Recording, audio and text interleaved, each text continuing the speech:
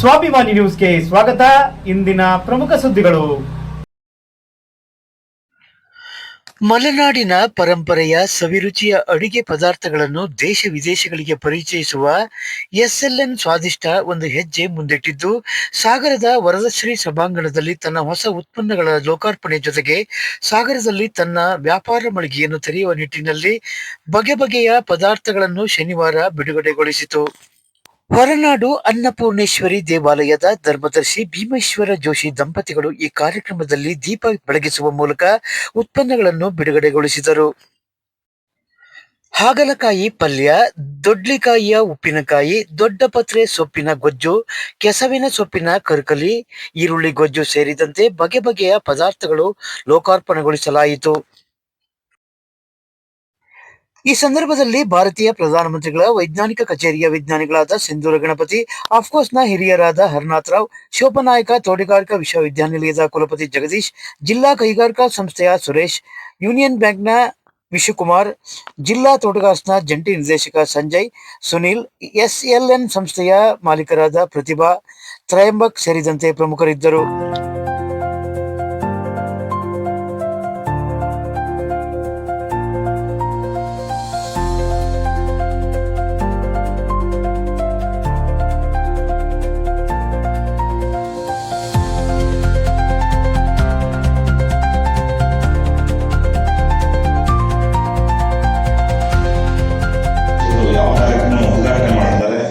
ಸಂಸ್ಥೆಯನ್ನು ಉದ್ಘಾಟನೆ ಮಾಡ್ತಾರೆ.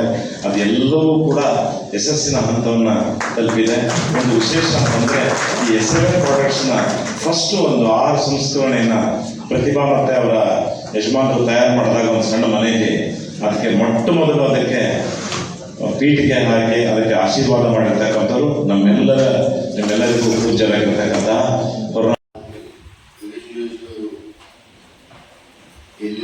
ಬೆಳೆದಿದ್ದಾರೆ, ಎಲ್ಲೆಲ್ಲಿ ಉದ್ಘಾಟನೆ ಆಗಿದೆ. ಆ ಸಂಸ್ಥೆ ಸರ್ವ ರೀತಿಯಾಗಿರ್ತಕ್ಕಂಥ ಯಶಸ್ಸಿಗೆ ಕಾರಣವಾಗ್ತಕ್ಕಂಥ ಭಾಗ್ಯವನ್ನು ಪಡೆದಿದೆ.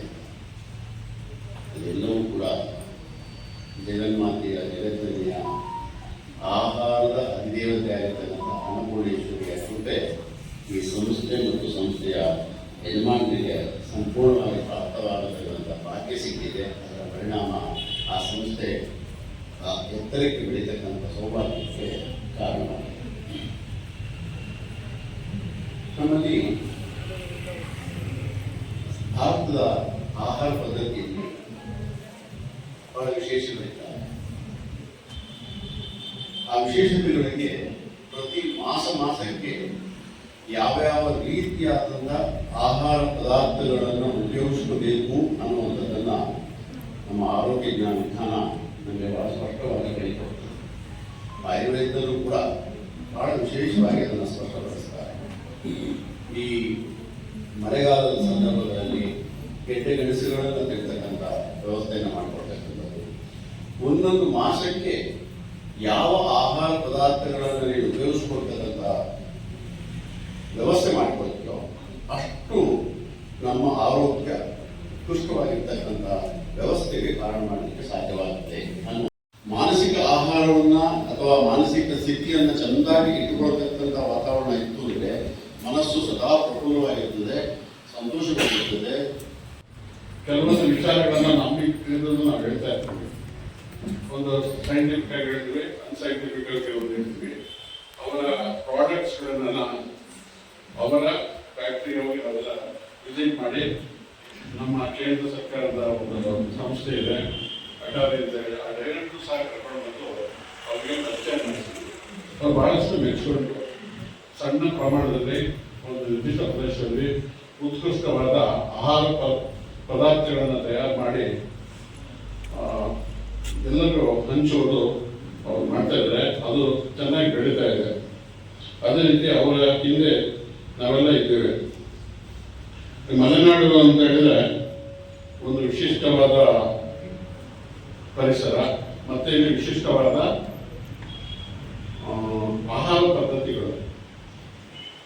ಈಗ ನಮ್ಮ ಬಿಜಾಪುರ, ನಾವು ಧಾರವಾಡದಲ್ಲ ಬಹಳ ವರ್ಷ ಇದ್ದಾಗ ಬರೀ ನಾವು ರೊಟ್ಟಿ ತಿಂದಿದ್ವಿ. ಇಲ್ಲಿ ಯಾರು ರೊಟ್ಟಿ ತಿನ್ನಲ್ಲ, ಜೋಳ ರೊಟ್ಟಿ ತಿನ್ನಲ್ಲ. ಇಲ್ಲಿ ಬರೀ ಅನ್ನ ಉಂಟಲ್ಲ, ಅನ್ನ ಮತ್ತೆ ಯಾವ್ದಾದ್ರು ಮದುವೆಗೆ ಹೋದ್ರೆ ಒಂದೇ ಅನ್ನ ಒಂದು 25 ಸಾರುಗಳು ಇರ್ತವೆ ಅಲ್ವಾ, ಇಷ್ಟೇ ಅನ್ನ ಹಾಕೊಂಡು 20 ದಿವಸ ಬಳಸ್ತಾರೆ. ಇದೇ ಪದ್ಧತಿ ಅದು ರೂಢಿ ಅಂತ ಹೇಳ್ತಾರೆ, ಅದೇನು ಹೇಳ್ತಿರ್ತಾರೆ. ಆಮೇಲೆ ಹೆಚ್ಚಾಗಿ ನಮಗೆ ಭೂಮಿ ಒಳಗಿರೋದು ಜಾಸ್ತಿ ಬಳಸ್ತಾರೆ. ಇಲ್ಲಿ ಗೆಡ್ಡೆ ಗೆಣಸುಗಳನ್ನು ಭಾಳ ಬಳಸ್ತಾರೆ. ಯಾಕೆ ಗೆಡ್ಡೆ ಗೆಣಸುಗಳು ಬಳಸ್ತಾರೆ ಅಂದರೆ ಅಲ್ಲಿ ಔಷಧಿಗಳು ಹೋಗಲ್ಲ.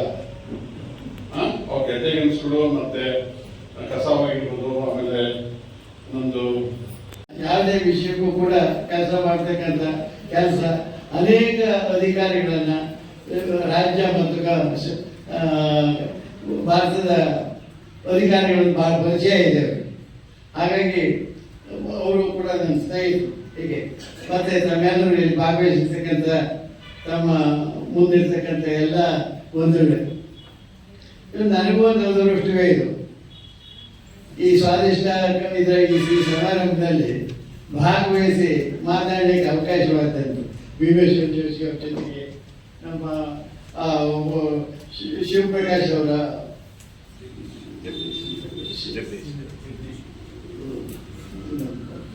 ಆಮೇಲೆ ಅದನ್ನ ಹೇಗೆ ನಮ್ಮ ಆಮದು ರಫ್ತುಗಳಿಗೂ ತೊಂದರೆ ಆಗ್ತದೆ.